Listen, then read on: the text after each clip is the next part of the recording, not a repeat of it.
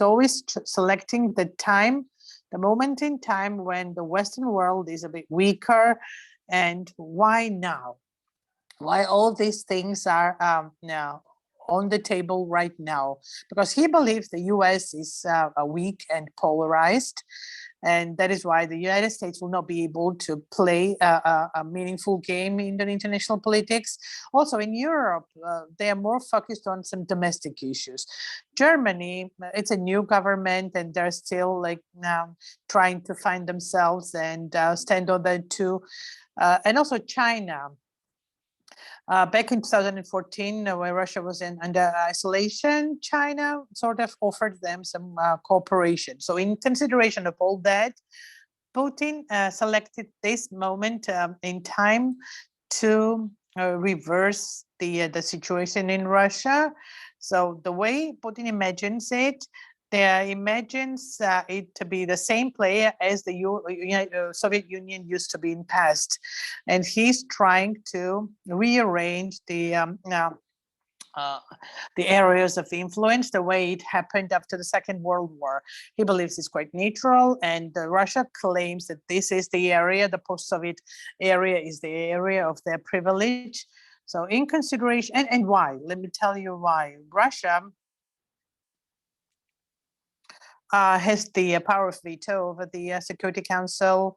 Russia believes that they have this superpower because they have the nuclear power. Geographically, they are important players, and so they need a place in the board of directors. And whatever the game they play, it's not about Ukraine and Georgia only. They're just challenging the order which is in Europe. And it's not about Ukraine or Georgia losing. Europe is facing a big problem in case if Russia wins now, then Russia creates a threat to this security architecture that was developed back at the end of the 80s. So what is happening in the Ukraine? Well, what we see is that Ukraine managed to mobilize the civilized world. They are backing them up, but in this world, the government of Georgia decided to maintain its neutrality, and they believe that every time Russia, when Russia speaks, they mention Ukraine and Georgia, that these two states should never become members of NATO, and the Western world is backing Ukraine up and supporting Ukraine, but Georgian government, on the one hand, they try to convince us that they have never deviated from the Euro-Atlantic aspirations, and that in 2024 they will be filing a request to become a member of the EU. But at the same time, they are really afraid to mention the name, the word Russia into their resolution. And they only stick to these very neutral phrases, which is catastrophic for Georgia, because the events that are developing in Ukraine, they have direct impact on Georgia, and it is a very grave background. Despite of the fact that vast majority of Georgian population believes that we need to be supporting Ukraine, the government of Georgia doesn't even bother sending a representative to Ukraine, or doesn't even bother sharing a verbal support to Ukraine. So I'm sure that we will go into the depth of this discussion, but this is the background that I can see. Thank you. Thank you, Nona. Elena, now I would like to give the floor to you, and I want to repeat my question one more time with your permission, just to imagine that I'm a person who has no clue of where Georgia is on the map or where Ukraine is on the map. So what is the challenge that Georgia is facing because of the things that are happening in Ukraine? Why would we worry in the first place? Thank you for the discussion. I want to welcome all of the participants. I want to express my respect to all of you. At first sight, it is sort of simple question, because we've read so many things that we've heard, but we need to make a very important focus on a couple of things. First, later, actually, I'll be talking about the political interest and political position of the government of Georgia, which is not neutral. It is anti-Western. Actually, it is against the interest of Georgia. And this political position, it also serves forming and shaping public opinion that Russia, and the background is that Russia has problem with Ukraine. It's not about who is the root cause, Russia or Ukraine. They try to convey that it is the problem of Ukraine and Russia alone.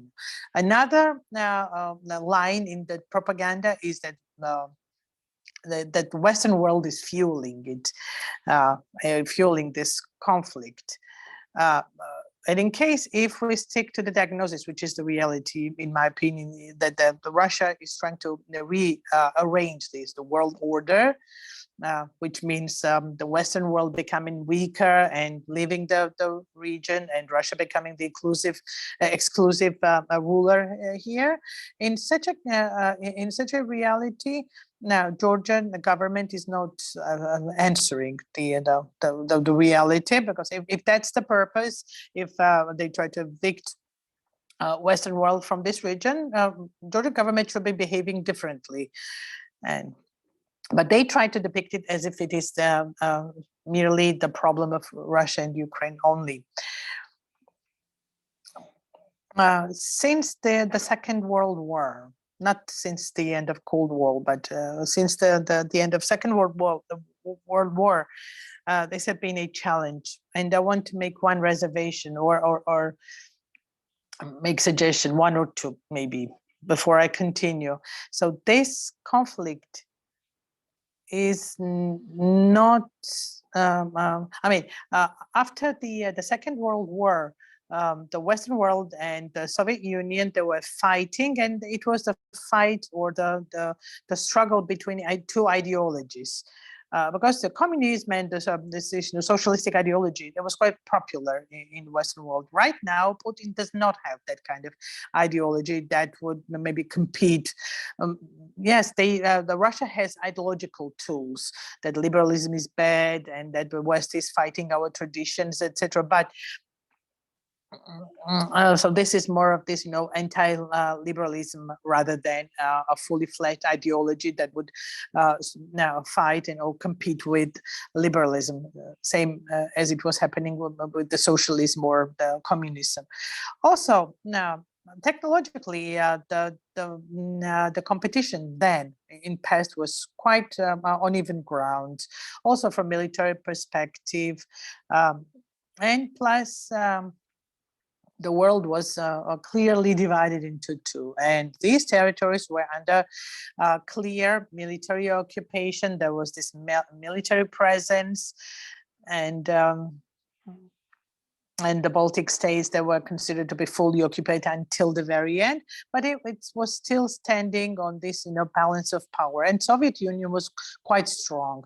But nowadays, this Putin's idea of changing the world order is based on maybe absence of the political stand of the Western world towards Russia, or maybe a miscalculation of the Western world, then believing that Russia still poses a threat to the world.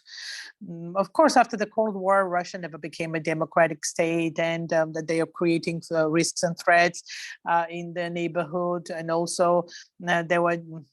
There was this one wave at the beginning of the 90s of trying to introduce those democratic waves. And also during the Bush presidency, there was some, political standing about, democracy. But Russia posing threat to the global world order, it was not like that before. And you can call it a bluffing by Putin or an adventurous decision, but actually, time after time, he was testing it, and it was not addressed properly. And one of the good examples is this 2008 war, and so designing the world order. So if the Western world now acts in a consistent manner, then Russia lacks all the capacities and resources. But and I want to make a conclusion. So we have threats and risks in front of us, but we also have opportunities. So if the Western world uses all of its political, technical, defensive, etc., powers, then Georgia will be greatly supported. I cannot hear her voice very clearly. So there are different, threats around, like military threats rising in Black Sea region. So I want to give the floor to Professor Jones, and I want to ask you the same question. So the situation that we are facing today, the situation around Ukraine, I mean, the siege, actually, that Russia and its troops are setting around Ukraine. So what are the challenges to Georgia? Please.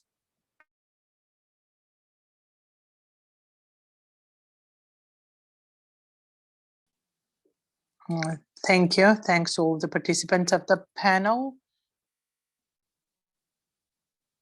I prepared a short speech. I want to set a bigger context. And that is why I prepared a speech which will last for up to 5 minutes. And I will be speaking English because I want to express, and sometimes, Georgian is not the, my command of Georgian would not allow me to do that. So yes. So I will start speaking English, and I'll be using some Georgian also.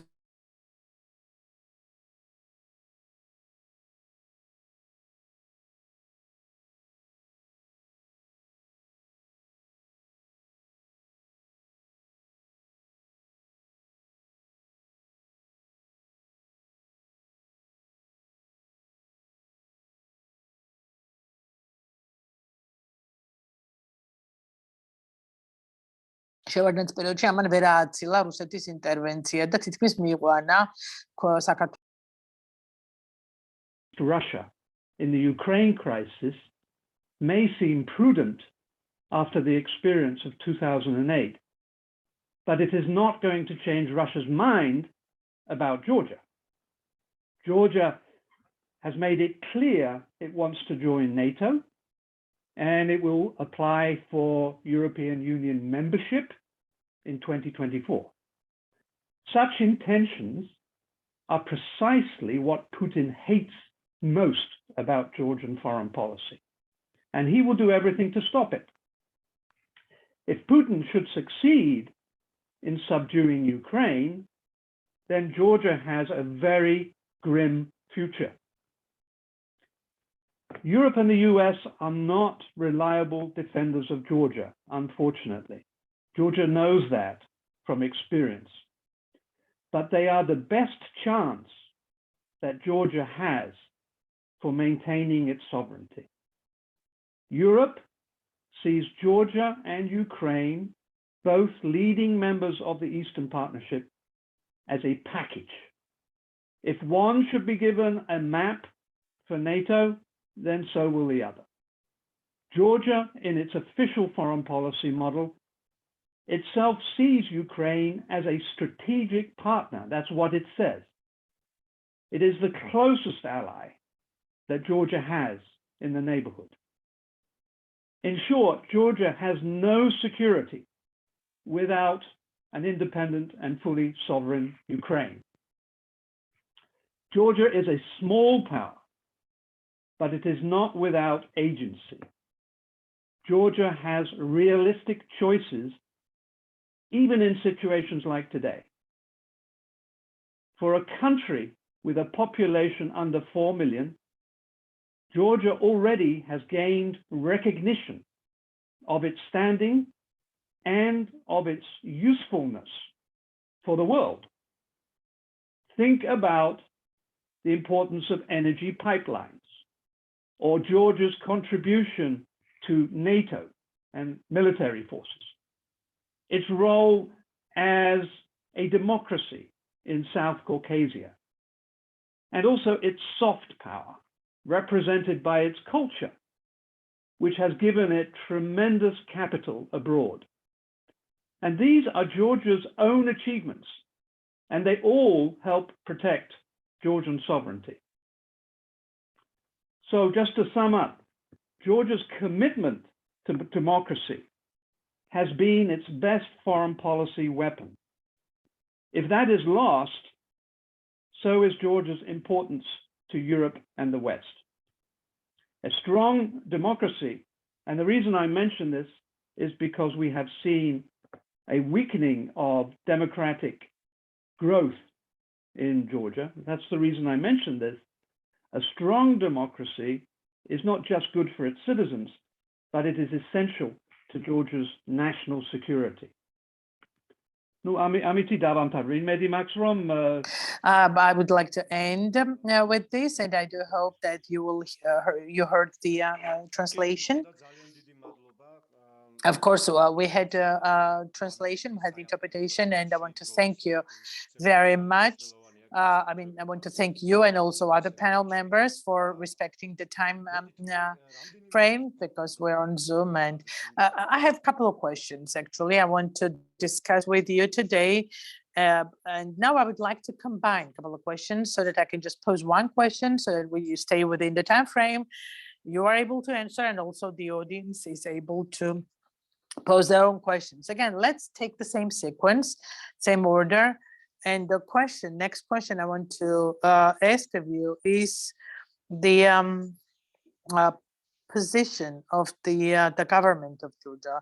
What is the rationale? How would you explain their position? So-called kind of a silence, or keeping this neutrality, refraining from being proactive.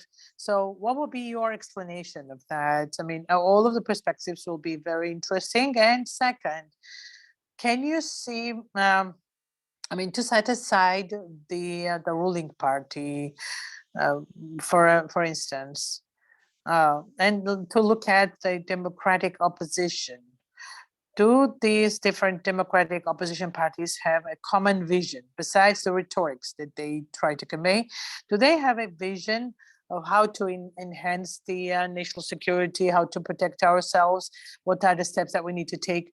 Our speakers are very well aware, and also maybe part of the audience is very well aware that in GIP we're working on political party programs. And actually today I was reading the opinions, pre-election opinions of the political parties about the national security, foreign policy. And those opinions are very shallow and quite scarce, actually.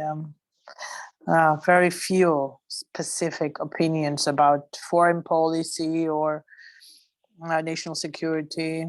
So that is my question. So how would you explain the current position of the government, and also if the democratic opposition has a common vision or common idea of the steps the country should take? Nona, Elena, and then Mr. Jones, and then we will go to the audience. Sure. So I'm not suggesting that it has a very complicated rationale. So in the course of the first couple of years, they tried to keep the same facade at the expense of those democratic parties that they had in the coalition. So they were trying to maintain this pro-Western image, but the actions, they spoke of the contrary. If you just take a look of their behavior and why they behave the way they behave. Before 2012, our dependence on Russia was much less than it is today. It used to be number 12 on the list, and now it is the second, if not the first, number one trading partner.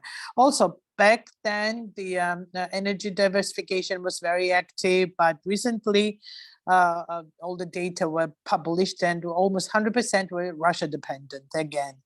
So, also, import 90% comes through Russia or from Russia, and we know what Russia does when they want to influence and make impact. And on the background of all of this, we can see that the American companies and all American investors we have, they are under pressure. We were also able to witness that the American interests were evicted from the country, and they do their best to shift it to, and become dependent on Russian.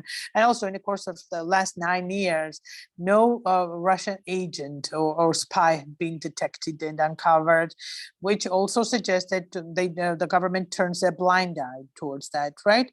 Millions of examples and facts that the Russia's influence on Georgian territory is huge. Despite of the fact that the Georgian government cannot really openly declare that they are anti-Western, still we see some of those small organizations like Altinfo and similar funded, and also NGOs actually, which are officially not controlled by the state. Those emerging organizations, they are not actually on the surface, it's not like a pro-Russian, but rather pro-Georgian, but it is the reverse pro-Russian. And also, we could see many banners and the big posters of the ruling party. The banners are talking about the Turkish neutrality. It is not happening by the accident, right? We can see the impact Russian propaganda has on the people of Georgia, especially in the regions. In Tbilisi, it is less felt. And it has become quite systemic and structured. And in the course of last 9 years, they're changing their narrative, and they're getting us adjusted to the idea that we need to change our political stand towards Russia, because there's no other way. From those proxy political parties, the legal successors and followers of the Georgian dream, we can hear that we don't need the aggressive speaking towards Russia because they will come back and have war with us. In a current situation, it is the war. It's not really necessary that Russia goes and bombs you, because the hybrid policy that has been tested in Georgia, all of the methods and ways, it went on very successfully, and now Russia is using it on other countries. It is like a probing land for Russia, and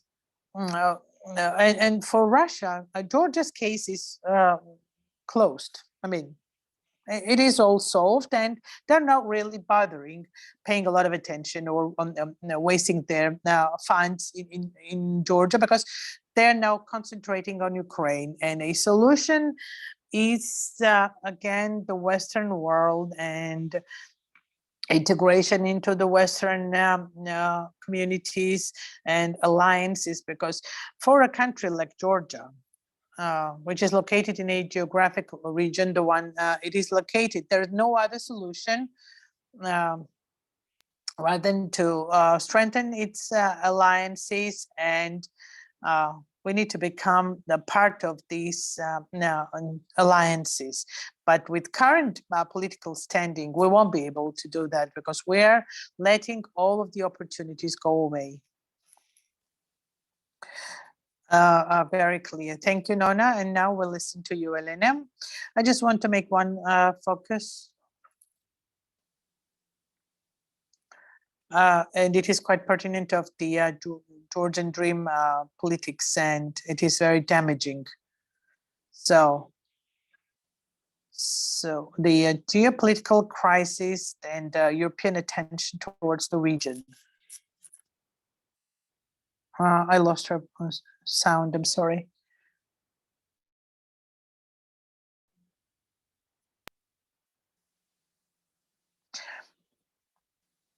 Yeah, now we're not able to hear her anymore.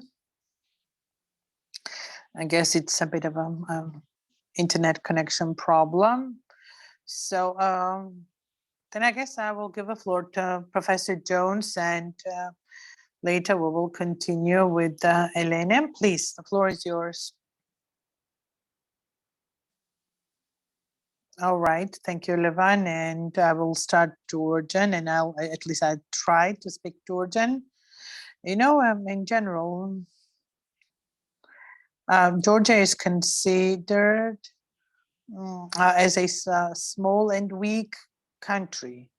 That's a continuous problem for a small country with the neighbors like Russia.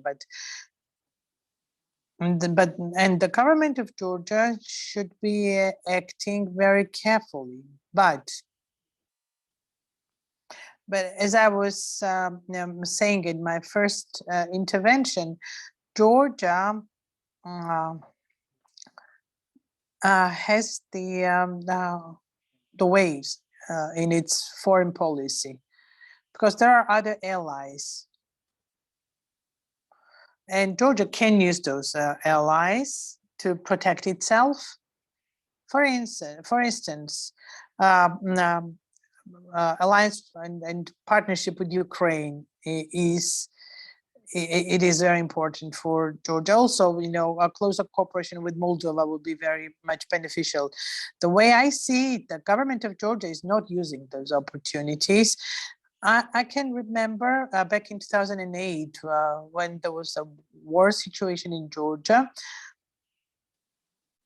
At that time, Eastern Europe, Poland, Lithuania, Latvia, presidents came to Georgia and expressed their support. And at that time, Georgia had very strong partners and allies, not only from Eastern Europe, but also otherwise. And there are other ways.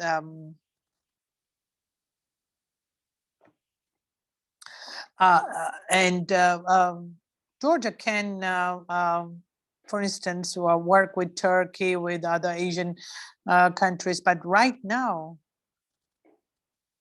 this government is not using all those opportunities to its full.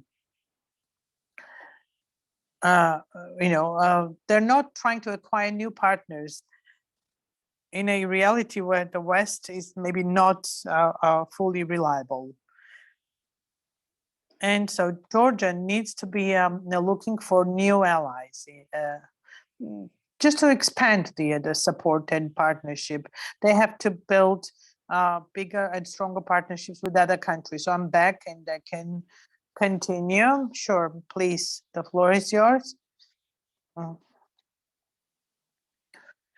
So one thing that really describes it as problematic, I mean, it is the quality of democracy or degree of the democracy in Georgia. And I fully subscribe to what Professor Jones said. Democracy is a weapon. It's not just the idea or of the set of values, which it is, and we also have a short tradition of that, but it also is a pragmatic, diplomatic weapon in our hand. And nowadays, in Georgia, this is exhaustion, tiredness, unclarity about our positioning. It is already a very bad starting point for our position to get some benefits from the West or to protect ourselves from Russia. So I was talking about two propagandistic lines, and this is the basis for Georgian Dream. So Russia as a source of fear and also as the only partner. There are half-truths in both of those, propagandas. Yes, yeah. Why would you irritate? Why would you be hostile to someone? And also, people are afraid of war, and war is not good. It's clear. But the question, the way it is posed, is that. Irritation of Russia, is it because of the Georgia's behavior, or does Russia has their own vested interest? So if Georgia disappears, would there be an end of irritation of Russia, or what? Is that the key line, the keynote, or is it our goal and task on the one hand, to avoid a war, because that's what people are afraid of, and also to maintain our sovereignty, because if you make concessions, if you just give up on your sovereignty and join Russia and embrace Russia, yes, today you may avoid a war, but you are no longer a state. So what is Georgian government doing to fulfill those two goals? Nothing. Absolutely nothing. Neither protective, nor military, nor political tools that they are using or developing to avoid war on the one hand. And also Russia loves to play with different scenarios. They may just decide all of a sudden that they will attack the other location, and it takes a couple of hours to rearrange and resettle, right?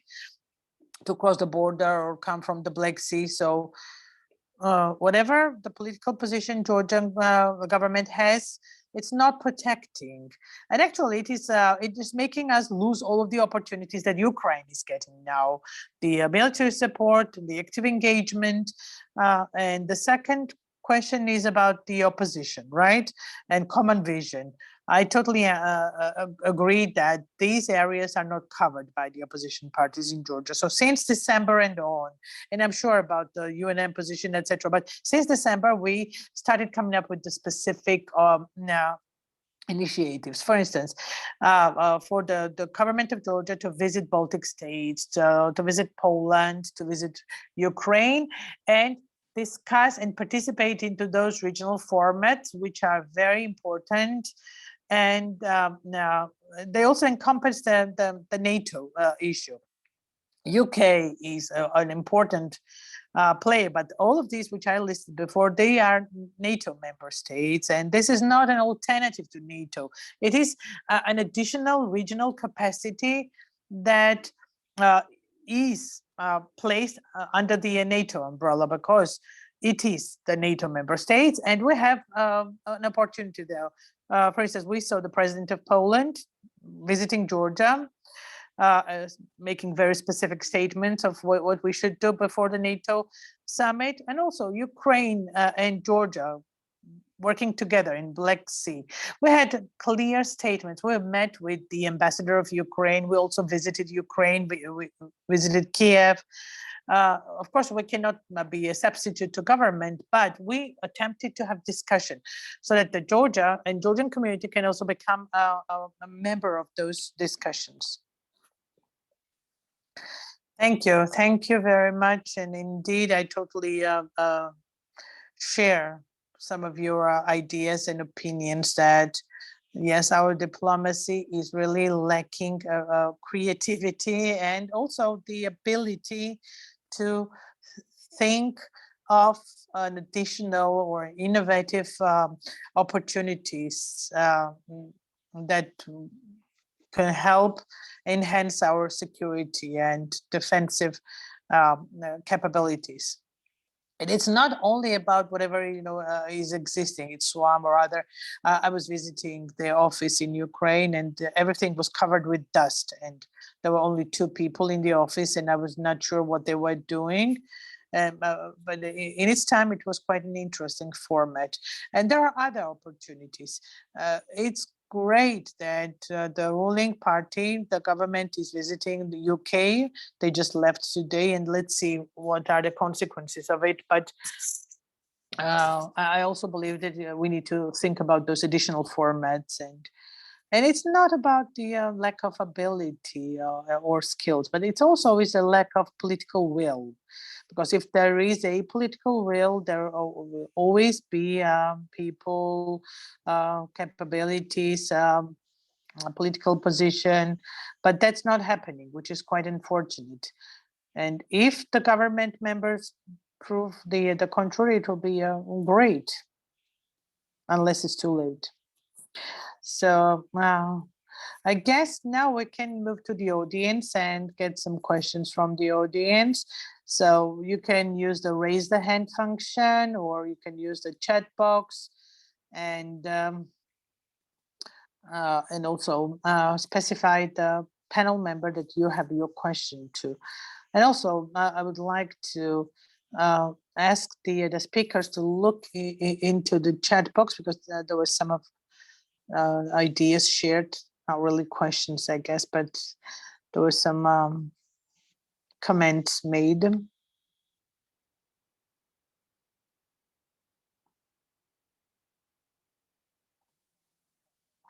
Meantime, so while we wait for the first question from the audience, because usually people take some time before they raise their hand, I want to mention one thing, which is this new initiative of these new unions. Actually, the visit of the president of Poland was a very interesting coincidence with that. So, and I would like to give you the floor to Professor Jones.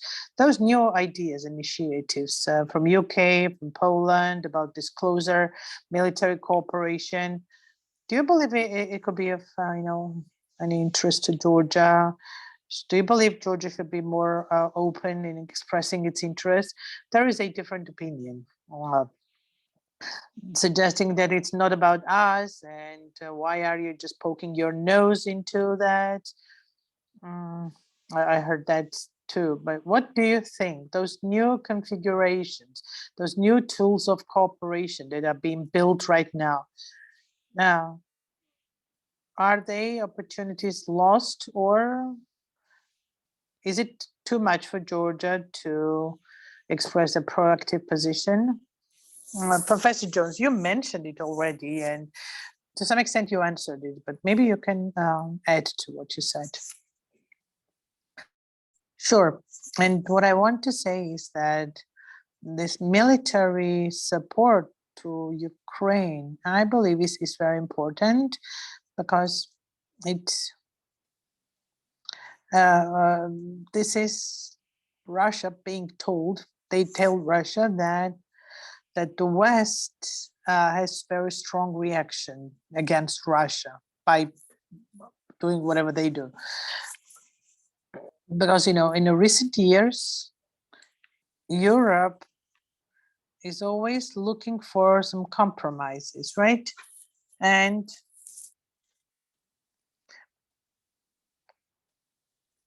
it's because of their weakness. But now this time they acted right.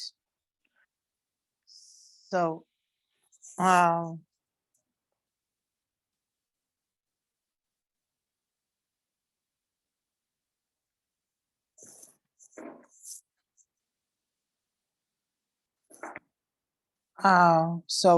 it's not that there is this full protection from the West, but just imagine if Russia succeeds in this endeavor with Ukraine, then where is Georgia then? Of course, Georgia immediately falls under the scope of interest of Russia, same as it was happening back in the 18th or 19th century, and also on a later date. If we don't demonstrate our solidarity to Russia, and that includes Georgia, and then in such a case, Georgia's future is quite grave, I would say. I totally agree. Yes, and it is quite unfortunate that we're talking something that is actually quite obvious, and we have to prove the obvious, but that's the case. I have the same question to you, Elene. I also know that you were visiting Kiev, and there were bilateral and multilateral meetings with the Ukrainian colleagues, and maybe you can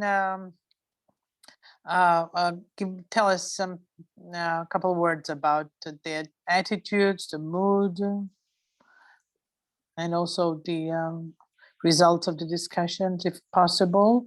Yeah, the idea behind the visit was very specific, and we were and there was no arguing that it concerns Georgia and Ukraine on equal terms, and there was no argument about whether Georgia and Ukraine should now wait for one another or join NATO and EU together.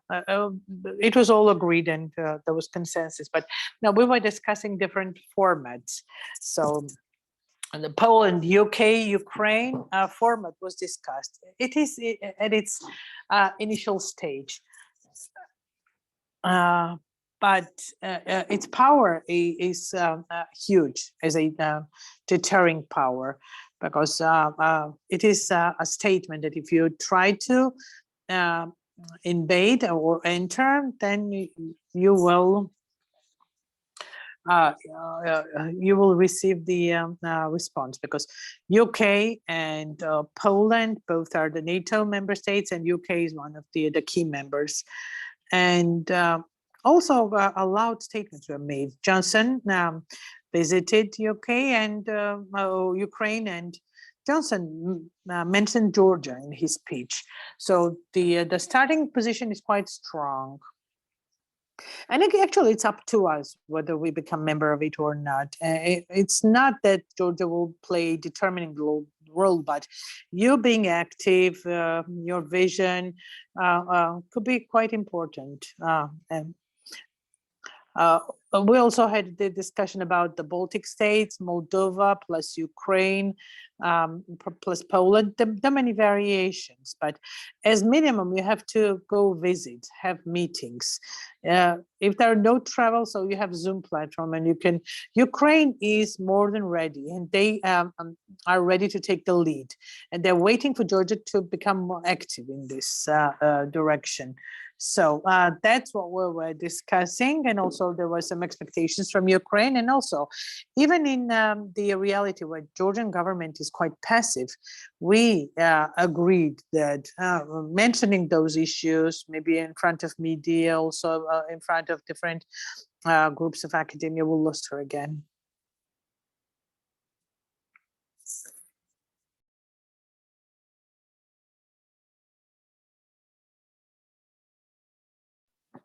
I see she has some technical problem again. No, maybe you can continue on the same question. And also, so if you look into the chat box, actually there are a couple of very interesting questions, and one is about resilience. Resilience towards the problems and challenges that Georgia is facing right now. And maybe you can also pay attention to that.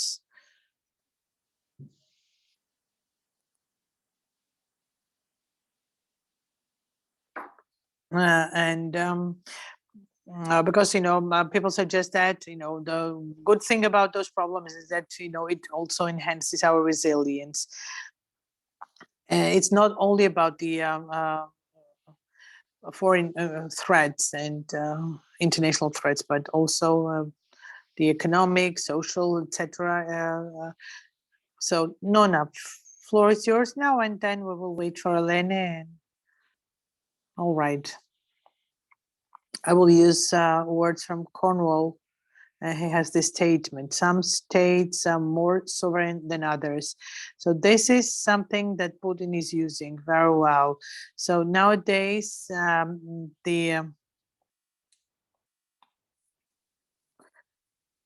food sovereignty is for China, US. I'm losing her voice again.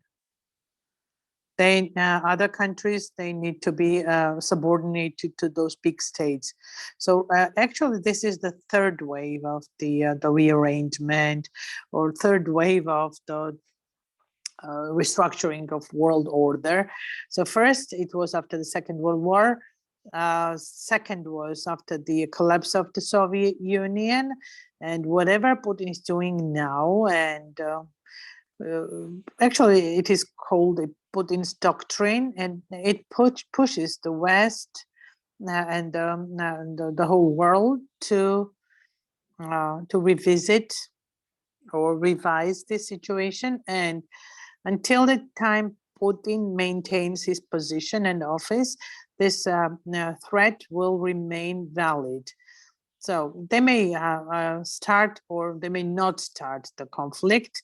That's how Putin acts. He is so full of surprises for the West. But it does not mean that in the long term, Moscow will suspend their destructive standing.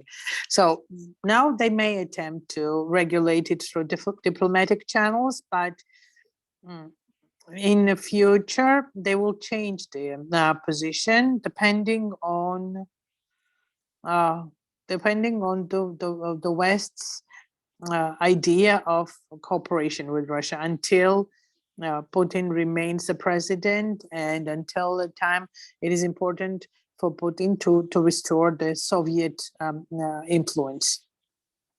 So the role of Georgia, whether we like it or not, we will be still forced to go with the flow, and everything that happens in Ukraine will have its impact on Georgia, unless this government of capitulants makes this big announcement that we join the Russian Empire. So solution is not a simple one. Those alliances that are being created now, whether it is the initiative of 3Cs, nobody's mentioning it in Georgia, by the way, and also this Bodok network, which is a very interesting infrastructural project, and whether it is this new alliance of UK, Ukraine, and Poland that they are building now. So in those alliances, Georgia is nowhere. There's no participation engagement from Georgia, and that is important and vital for us. And plus, we need to keep in mind that we also have other player in the region, which is Turkey, and we somehow forget about Turkey and don't mention them, but they also can play a very big role in that rearrangement. So the foreign policy direction of Georgia nowadays is quite unclear. And we are all responsible for that, both the ruling party and also the opposition. When we see that the state is acting against the interest of the country, we have to build the strategy against that, and we need to introduce it to the public.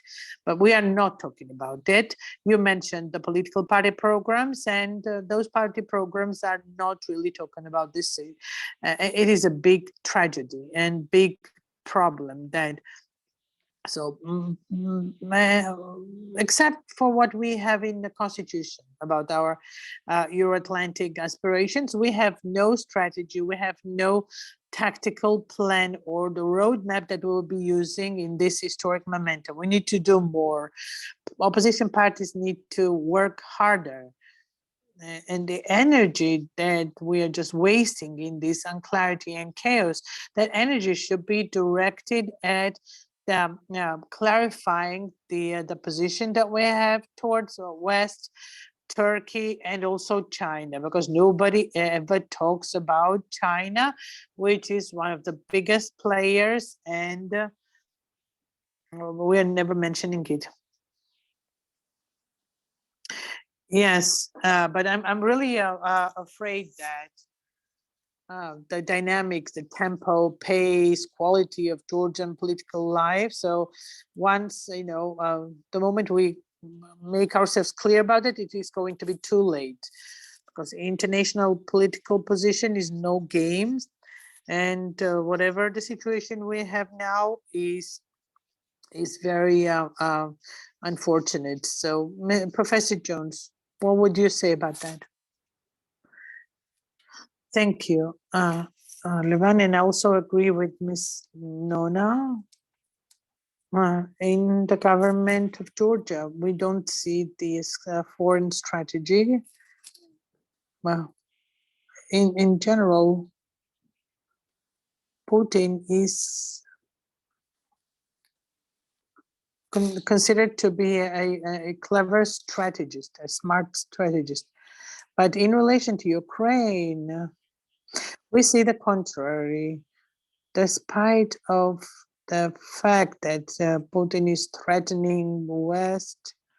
What is the outcome? The outcome in Ukraine, in particular, is the stronger national feelings, the stronger solidarity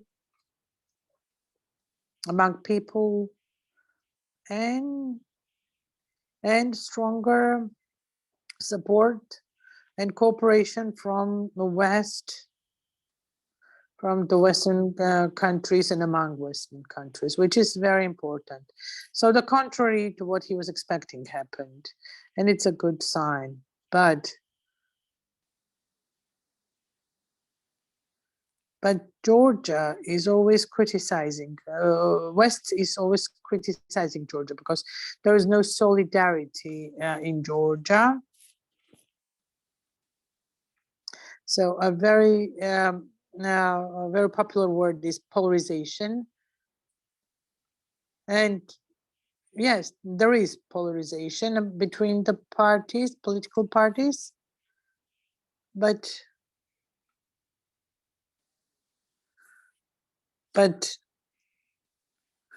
those, arguments and tension between parties is obvious. But when you listen to people, there is no such polarization. Rather than, there is this agreement between people about what needs to be done.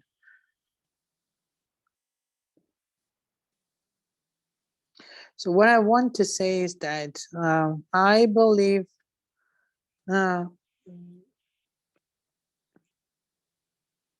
so what parties need to do is that, so whenever Georgia is facing such threats, there should be more a bigger union and unity between partners than it is right now, and that will have impact.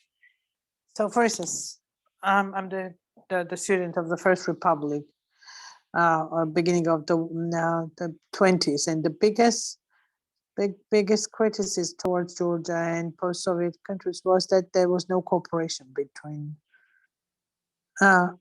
those countries. And the same problem is here, not only between Georgia and its neighbors, but also inside of Georgia and inside of its domestic policy.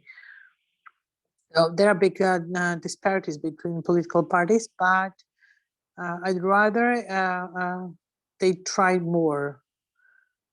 They negotiate more between themselves to reach consensus about the future.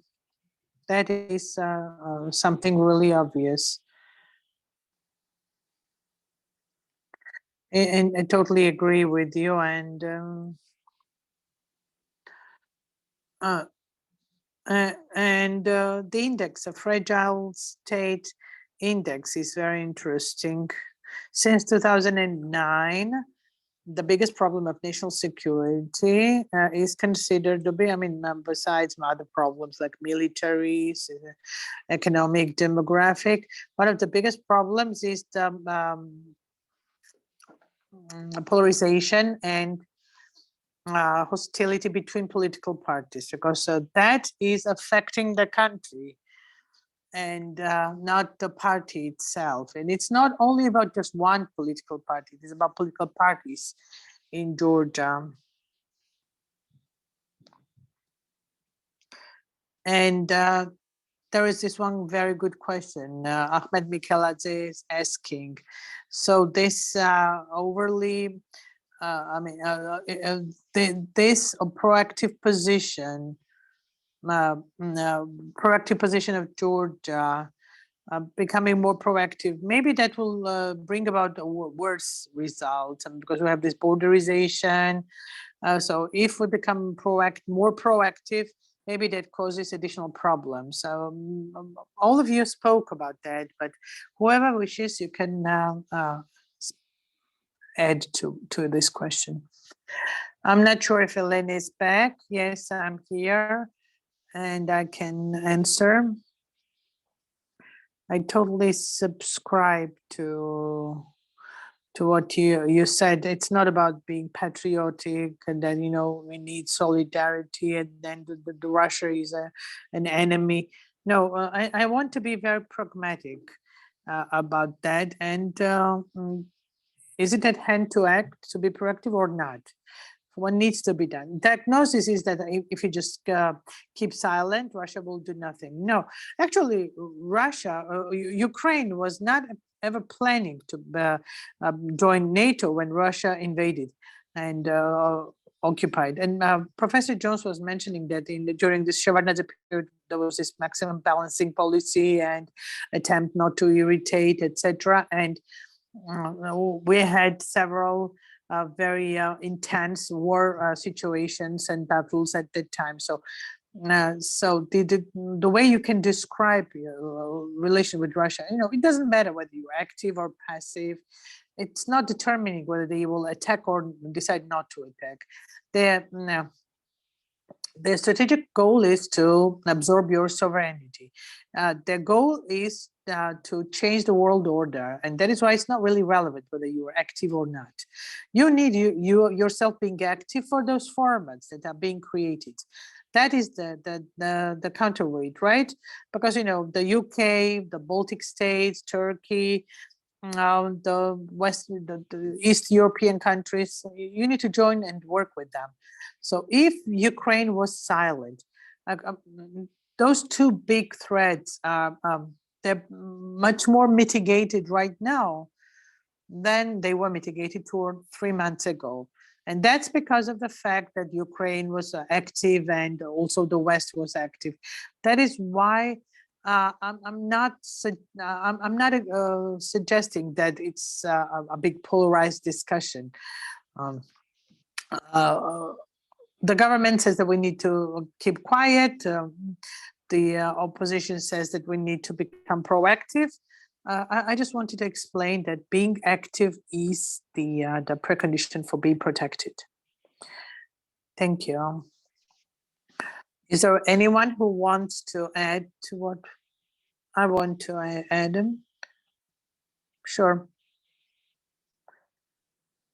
We have this very good saying, so being afraid cannot save you from being dead.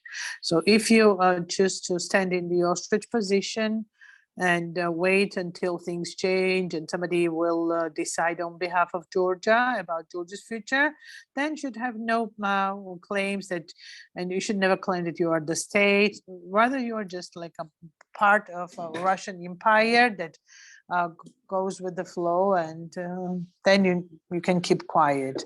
So nowadays, what Russia is doing,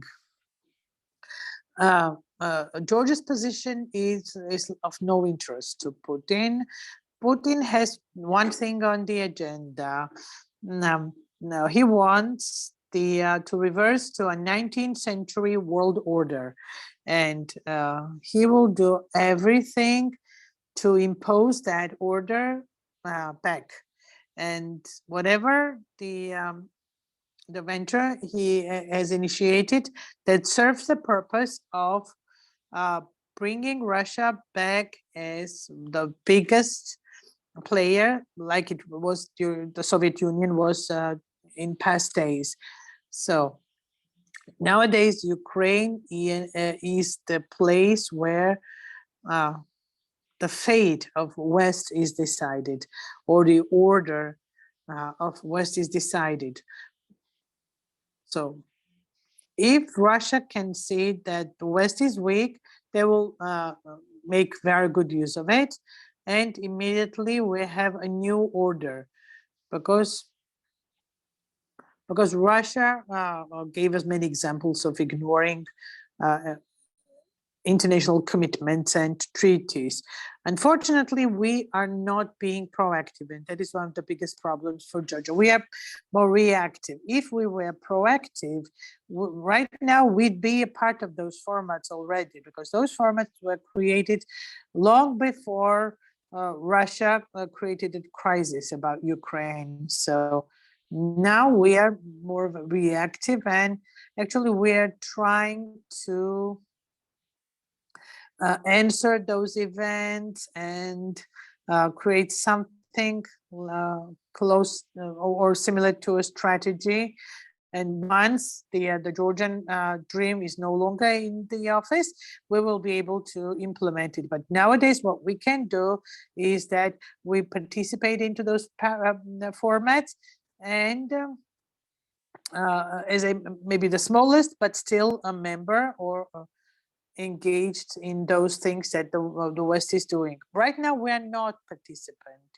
And it's not being proactive, it is being reactive, because those formats already exist and we're trying to find our place there. We are coming to the end of our session. Now we're close to the ending time. And I want to maybe invite Professor Jones maybe for the summary conclusion, and then we will close. Sure, I totally I agree with Nona that Georgia need to be more active. The West, attention of the West towards this small country is a short-term attention, because the West has bigger interests, bigger things at stake. And Georgia needs to stay under the attention of the West the longest possible. So that would be the best thing for Georgia. If Georgia notices, if West notices Georgia, and if the West understands that Georgia plays an important role in the region, mostly in the energy policy, etc., in such a case, the West will not forget about the future or fate of Georgia. More attention from the West is the best thing for Georgia. And I also see that passive foreign policy is not really beneficial for Georgia. More activity, they need to be more active. Thank you, Professor. Thanks to all the speakers and participants. Unfortunately, not many members of the audience were able to join from the beginning. Once again, I would like to express my disappointment by the fact that the ruling party members were not able to join. On my behalf, I want to add that we had a very interesting discussion, and the crisis situations of the kind, fortunately or unfortunately, they don't happen often. It is a huge challenge to national security for Georgia, and it's a big challenge for the overall architecture of transatlantic security and to the current world order. And once again, let me reiterate that we are meeting all of that and embracing all of that quite unprepared. So one thing, and I'm not imposing that responsibility on the political parties or the big parties, but the public, the society in general, I guess we need to take it more seriously. I mean, we need to seriously look at the fate of our state. It's not a toy that will pardon us of those big mistakes that we make. International policy is not an amusement. It is fight for survival. And in this fight, those who are strong, who have many friends and who have good connections and allies, those, and who are in the strongest pack, they win, and not those who stick their head into the earth. And that is why, on the one hand, the civil society, the citizens, we need to demonstrate and show our responsibility. We need to be more demanding towards the government, not sitting back and expecting that somebody will come and save us. So the dice is not being cast like that in international politics. And also the politicians, they need to take a more serious stance, and they need to be more wise about the steps they make, and They need to act on cold blood, and the steps and the actions need to be well planned, because the future is decided domestically and also internationally. And the political situation, the degradation, the lack of ability of political parties, whatever we experience in the country, because these are the things that are happening right nowadays. And it is not something about whether we change one article into the election code or not, and whether one political party has 2 representatives in the Central Election Commission or not. Those things are also important, but we are talking about the survival of the state, whether we survive and have the independence. And the title of this conference is very important.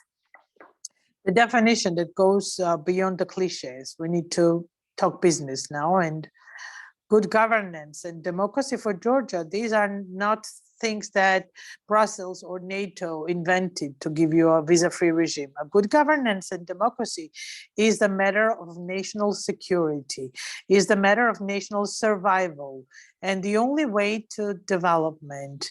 And we should never pardon undermining of those things, no one. So thank you all for participation. Thanks for holding this meeting. Thanks for inviting me as the moderator. And now I would like to give the floor to Corneli. I have to say goodbye because I arrived at Tbilisi Gorge and I have to enter now. Thank you. Goodbye. Thank you, Levan, for your moderation, and just want to mention one thing. They believe that in Georgia, everybody can discuss football and foreign policy, but when it comes to the point, it's not the case, actually. So the idea behind this meeting was to, whether we call it polarization or whatever, the idea was that in the different media, we don't see substantive and meaningful discussions between different parties.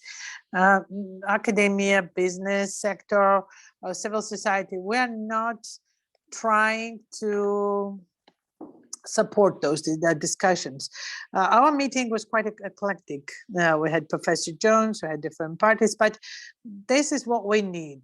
Different opinions, discussion, so that we actually dig deep and discuss the issues which are very important for the country's national interests. And I'd be more than happy if we can contribute. And there was one more thing that was mentioned, and I understand that the one of the questions that we need to answer is that what is that we want? Do we want to be subjects of the international politics, or do we want to be objects? So if we want to be subjects, then we have to have the foreign policy of our own, which is active.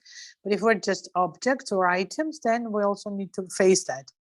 So, and that is why these kinds of discussions and debates are important. And one more thing. It was mentioned that it's an important, it is so important to build democracy. It plays a huge role for future democracy of Georgia. And if you look back, Georgia was never an outstanding country. Yes, a geopolitical location is one thing, but it is not of vital importance. It is not something that Georgia will be paid attention to, because there are other countries with better geolocation, with better natural resources. But one thing that kept us afloat and that attracted the Western attention, actually many post-Soviet countries were quite surprised of that. Georgia was considered as the continuous 24/7 laboratory of democracy, going ahead, being in the avant-garde, and that is why the West was paying attention to Georgia. Yeah, it was because of the personalities of the leaders. But if we lose that cluster, something that Georgia was able to engage those big international players. If we lose that, then Georgia will turn into an average, small, developing country with big risks ahead of it. So I don't want to end on this negative note, but I want to thank everyone for sharing your thoughts. I want to thank Professor Jones for getting up so early, because it's early in the morning there. And in a week's time, we will have additional discussion to that.